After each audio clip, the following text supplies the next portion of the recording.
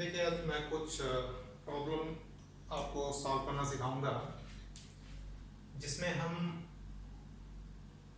कुछ काइनेमेटिक्स की प्रॉब्लम्स को लेंगे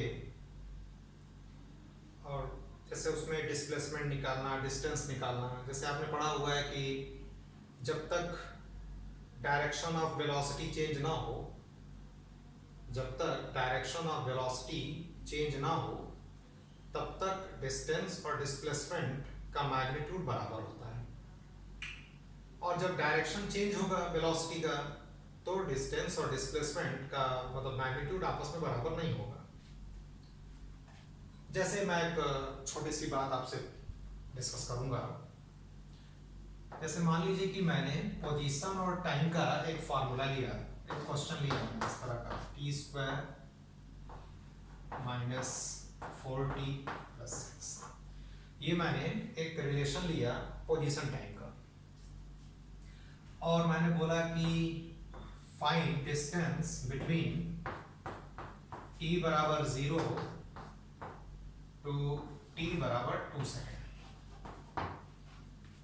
t बराबर 0 से लेके t बराबर 2 सेकेंड के बीच में मैंने बोला कि आपको ये बताना है कि डिस्टेंस और डिस्प्लेसमेंट क्या होगा।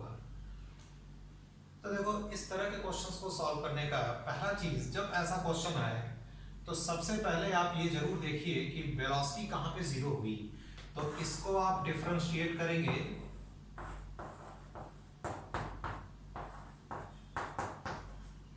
और जीरो रखेंगे तो t की वैल्यू आएगी 2 सेकेंड, यानी 2 सेकेंड पर वेलोसिटी जीरो हो गई।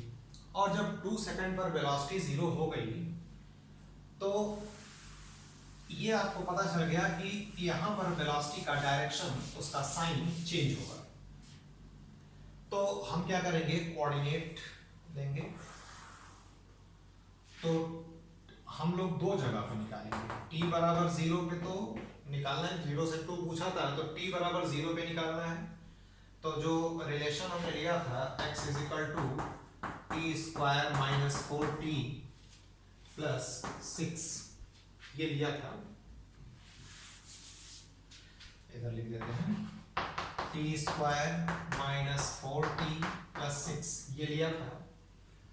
तो t बराबर 0 पे आप निकालेंगे तो x1 की वैल्यू आएगी 6, और t बराबर 2 पे निकालेंगे तो x2 की वैल्यू आएगी 2। ठीक है।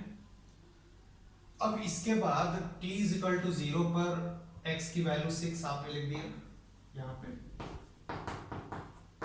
x की वैल्यू यानी x1 की वैल्यू क्या आई थी 6, और t बराबर 2 पर ये x कोऑर्डिनेट मान ले रहा है, तो t बराबर 2 पर x2 की वैल्यू क्या है 2।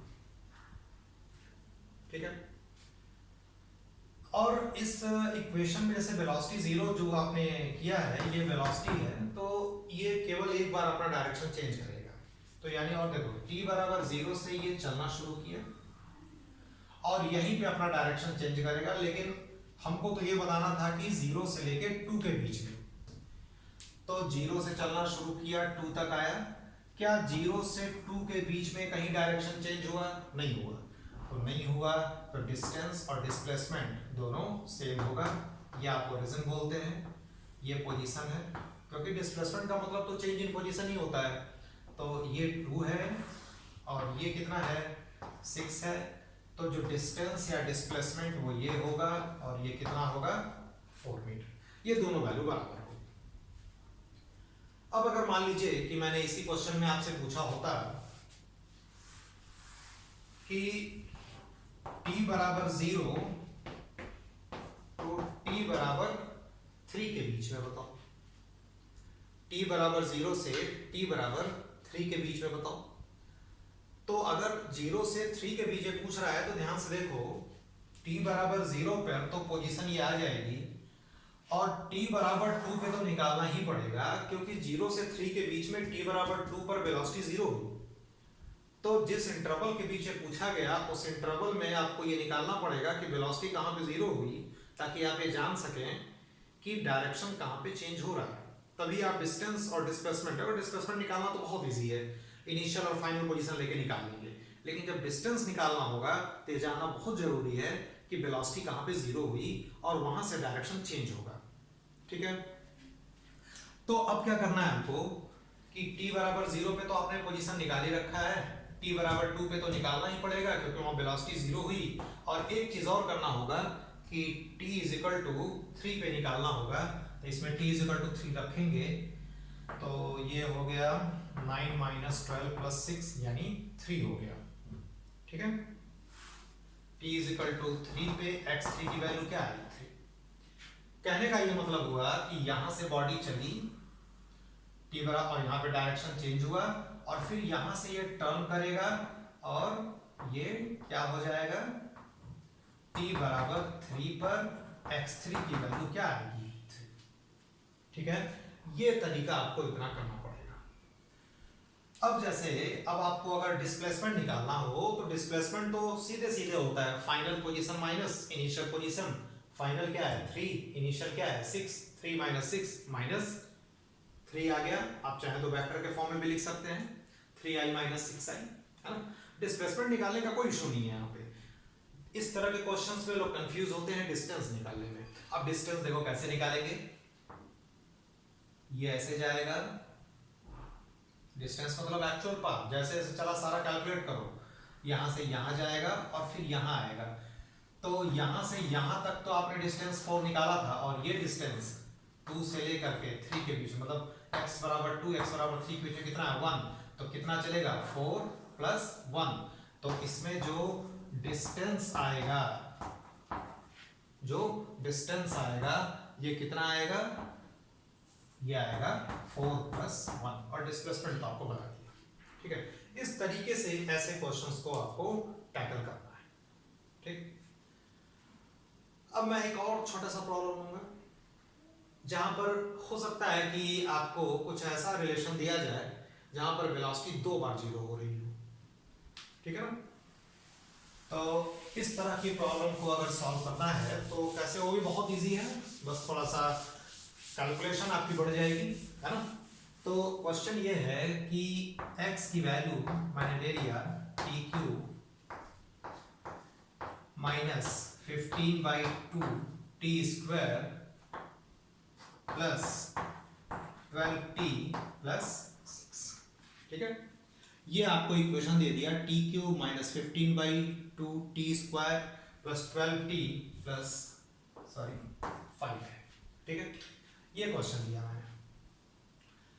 अब यहां पर पूछा कि बताओ भाई कि फर्स्ट 6 सेकंड्स में फाइंड, देखो डिस्प्लेसमेंट में नहीं पूछ रहा हूं, फर्स्ट 6 का मतलब 0 पर और 6 पे आपको पोजीशन निकाल के माइनस कर देना है फाइनल में से इनिशियल। मैं सिर्फ डिस्टेंस निकालना बता रहा हूं। फाइंड डिस्टेंस बिटवीन t बराबर 0 टू t बराबर 6 सेकेंड। इस तरह की बात। तो फिर से वही काम, पहले वेलोसिटी निकालो, डिफरेंशिएशन आपको आता ही होगा। ये बेटा क्वाड्रेटिक है, क्वाड्रेटिक आप सीधा 4 मेथड से सॉल्व करिएगा। 3 कॉमन ले लो, ठीक है, फैक्टर कर लो, ये आ जाएगा। ठीक, फैक्टर करने आता ही होगा आपको, नहीं तो आप इसको सीख लीजिएगा। ये आपका फैक्टर हो गया, यानी वेलोसिटी अब 0 कितनी बार होगी, 2 बार होगी। t बराबर 1 पे होगी और t बराबर 4 पे होगी, यानी वेलोसिटी अपना डायरेक्शन 2 बार चेंज करेगा। ठीक है, अब जब ये वेलोसिटी 2 बार चेंज करेगा डायरेक्शन, तो कहां कहां पर आपको पोजीशन निकालनी पड़ेगी।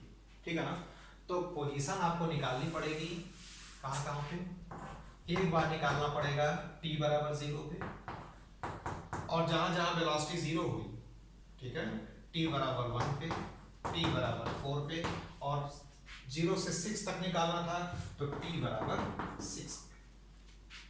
तो हम क्या करेंगे कि इन पोजीशंस पे आप पहले इन टाइम पे आपको पोजीशन निकालनी है।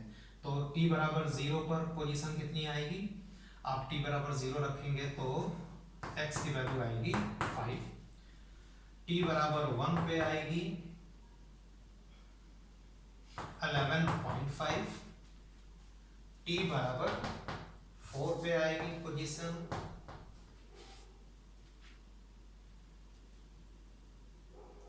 ये आएगी -3 और t बराबर 6 पर पोजीशन आएगी 23। ठीक है, ये आपकी पोजीशन आपको मिल जाएगी। ठीक है, अब इसके बाद इसको आपको कोऑर्डिनेट दिखाना है। ठीक है,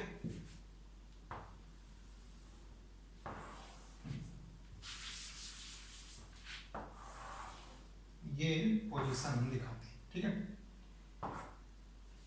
तो t बराबर 0 पे ये t बराबर 0 रख के देख लीजिए 5 आया, तो 5 मैं कहीं यहां ले लेता हूं। ठीक, t बराबर 0 पे x की वैल्यू 5 ऐसे दिखा दिया।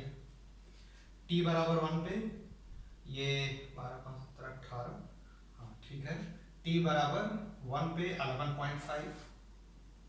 ठीक है, तो यहां तक दिख रहा है आपको 11.5। फिर t बराबर 4 पे एक बार सॉल्व कर लेते हैं इसको। हाँ ठीक है, t बराबर 4 पे -3,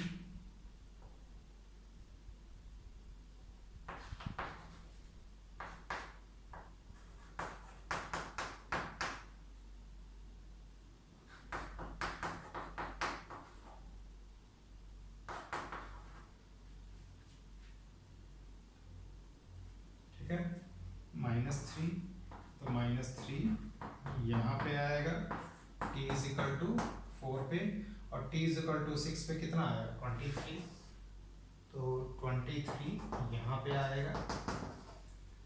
ठीक है, यानी ये जो बॉडी चली है ये किस तरह से चली है ध्यान से देखो। t बराबर 0 पे गया, तो t बराबर 0 पे चला, t बराबर 1 पे आके डायरेक्शन चेंज किया, तो t बराबर 1 से कहाँ तक आया t बराबर 4 तक, और फिर अपना डायरेक्शन चेंज किया और कहाँ तक आया t बराबर 23 तक आया। ठीक है, अब कैसे निकालेंगे डिस्टेंस, यहां से यहां तक गए, ये डिस्टेंस कैलकुलेट कीजिए, है ना, ये डिस्टेंस कैलकुलेट कीजिए, तो ये वाली डिस्टेंस कितनी हो जाएगी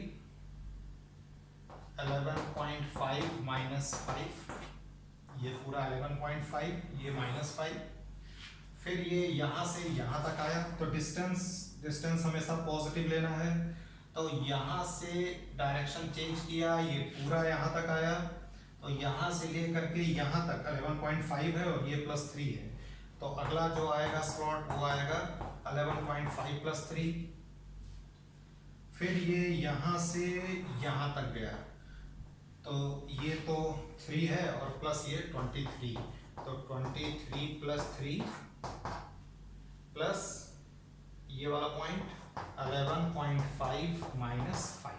ठीक है, पहले ये यहां से यहां तक गया, तो ये निकाला, फिर ये पूरा ये डिस्टेंस निकाला, फिर डायरेक्शन चेंज हुआ, ये निकाल दिया। ये तरीका होता है डिस्टेंस निकालने का। इसके बाद मैं अगला जो वीडियो अपलोड करूंगा उसमें आपको मैं ये बताऊंगा कि कैसे हम देखते हैं कि वेलोसिटी कहाँ पॉजिटिव है कहाँ पे नेगेटिव है, या वेलोसिटी और एक्सेलरेशन दोनों का रिलेशन साथ में आ रहा हो तो वेलोसिटी कब घटेगी कब बढ़ेगी, इस तरह के क्वेश्चंस को सॉल्व करें।